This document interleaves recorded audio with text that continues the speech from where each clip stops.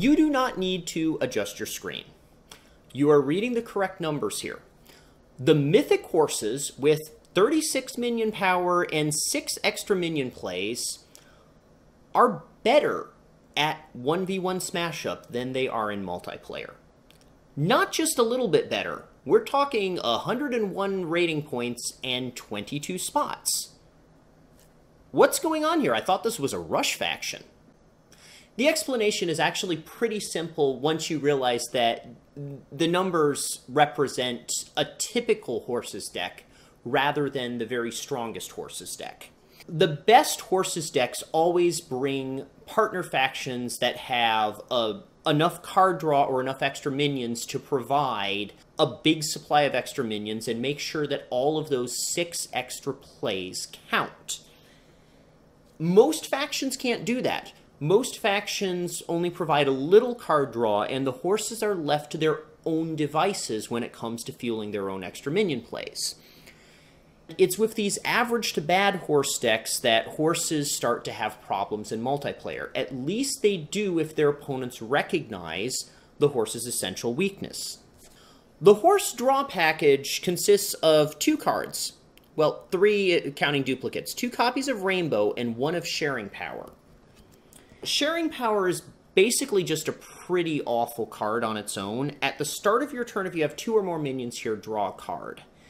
That means you need to end your turn with Sharing Power and 2 minions on the same base. And Sharing Power survives to the start of your next turn, and both minions survive to the start of your next turn, and the base doesn't break before the start of your next turn. That's a lot of ifs. If you're playing and, if you're facing an opponent who's playing a not very good horses deck, and they aren't already completely out of the game, you should probably be thinking about making at least one of those ifs not true. And most of the time, most opposing decks will cause one of those ifs to become not true by the start of the horse's next turn. So Sharing Power doesn't draw too many cards. Rainbow, on the other hand, you can't stop it from drawing a card in general. The horses will typically play it as the second or later minion on a base. You almost always should play it as the second or later minion on a base unless your deck has an awful lot of extra card draw to back up. Because if your opponents can kill your Rainbow, they probably will. And so you'll get 1 card draw off of this. But in general, if you're playing against the horses, you should be looking to jam up and break any base that you see a Rainbow at as quickly as possible. Again, unless you're facing a horse deck that has lots of draw from its partner faction. This strategy basically explains that 100 rating point difference. Worst case, facing 2 aggressive opponents in multiplayer, you're going to get 1 draw out of each Rainbow, 0 draws out of the Sharing Power, and so you end up with a deck that has 6 extra card plays and 2 card draws. And that's not enough to fuel 1.3 minions a turn or whatever rate the horses really want to play at. In 1v1, you probably can get an extra turn out of everything because a single opponent is not going to be able to break bases as fast.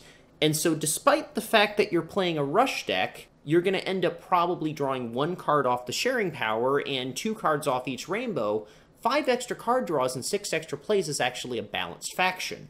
And that's how it ends up being a 1600 faction in 1v1 versus a 1500 faction in multiplayer, despite the fact that some crazy broken deck like Horse Rockstars or Zombie Horses or Robot Horses is going to tear everyone a new one in a multiplayer game just as effectively or maybe even more effectively than it would in a 2-player game. Not only is there the card draw point, but there's also, this card. If you're playing it on 2 targets, it's 4 boost power. If you're playing it on 3 targets, it's 6. This card is often a +1 in multiplayer against aggressive opponents, but it's often a +2 in 1v1 where the game goes at a more sedate pace. So the horse's bonuses actually scale as the game slows down. The funny thing is, if you compare horses to giant ants, they both have a similar weakness that they've got something that can be targeted by their opponents that's compensated by the fact that they have terrific scaling when they get to line up multiple cards.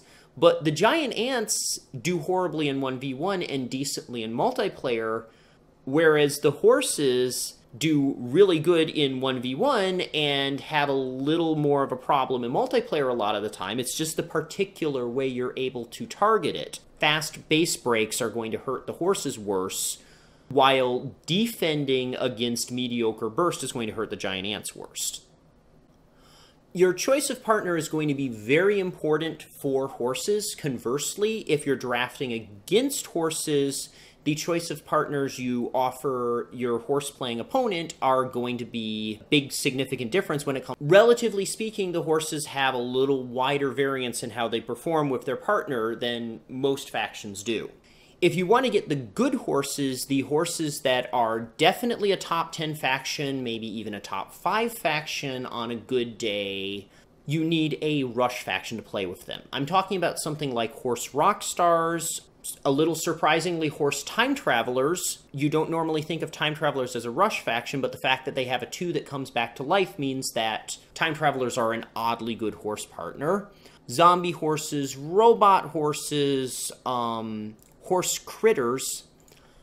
Here's a surprising one that does better than you might think. Spy horses, because as it turns out, sifting through your deck and drawing the minion card on top of it and sticking action cards on the bottom of your deck helps the horses function just fine, even without necessarily drawing a bunch of extra cards. You'll get the medium horses that are pretty good, but definitely not top 5 and probably not top 10 if you provide them with card draw, but the partner faction doesn't necessarily have the same aggressive game plan as the horses. So this range is something like grannies who provide you with card draw, but don't provide much of anything else, and so the horses end up having to do all the work when it comes to actually winning the game. They're just given all the cards in the world to do it with. Wizards, who provide card draw, extra minion plays, and extra actions, all of which the horses are thrilled to receive. But on the other hand, 7 minion power short of a normal complement of 30. Mages, who I'm not entirely sure how good they are with horses, but they seem to be pretty typical because they have to give up a similar amount of stuff to the wizards in order to get their extra 14 or so card draws. Some other partners that fall into this sort of middle range for the horses might be something like bears.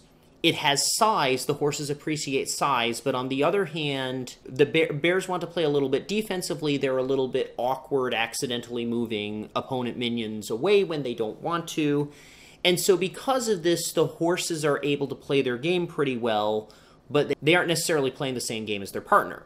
Get a similar effect if you pair the horses with something like princesses. What else is a middling range? Or warriors. Warriors want to tank up and do a sudden burst. The horses can play this idea, but the horses usually want to break stuff faster. And you're going to get the putrid horses, the horses that are actually worse than most factions, when you don't give them a good supply of extra minions from the partner factions, and you end up turning their lack of minions into a targetable weakness. And some examples of this would be if you pair your horses with the Elder Things. The Elder Things, when facing removal, end up turning into a 7 or 8 minion faction because their 3 biggest minions all have restrictions that you have to satisfy before you can play them. So the Elder Things basically do nothing to help the horses have enough minions to play to get use out of their cards. Kaiju are super short on minions. They're a lousy horse partner, even though they're a perfectly good deck on their own, just because they don't do anything to help the horse's plans, and they make the horse's extra minion plays sort of irrelevant cards where the Kaiju would rather be drawing actions with power. And sort of the king of all partner factions that make the horses bad to play with would be the ninjas. The ninjas would love the fact that the horses are good at breaking bases, because the ninjas aren't very good at breaking bases. The only problem is that when you play with the ninjas, the horses aren't any good at breaking bases either, because the ninjas have 3 minions that they want to hold back in their hand to play as a special, and probably they want to hold back one of their 3 big minions alongside Hidden Ninja 2, and at that point the ninjas are sort of playing with 7 minion cards. On top of that, the ninjas also have an opposite direction of play. The ninjas actually want to be pushing power totals backwards and forcing their opponents to stretch to get the base to the breakpoint so that shinobi can say, haha, you didn't actually make it, I actually have a little more than you at the end of all that. And the horses play an opposite speed. So something like ninjas is going to be just make the horses an absolutely putrid partner faction. If you're going to draft the horses, make sure you're drafting them in a position where you can get something kind of rushy alongside them, which in a draft with 2 factions per players probably means that the horses are going to drop to the later end of the first picks, because you have to make sure that you're going to be able to get something aggressive. Conversely, if you see an opponent picking horses, you might want to draft some of the other rush factions away from them so that they're left with a faction where maybe their rainbow is their only card draw. And that's all I really have about this faction.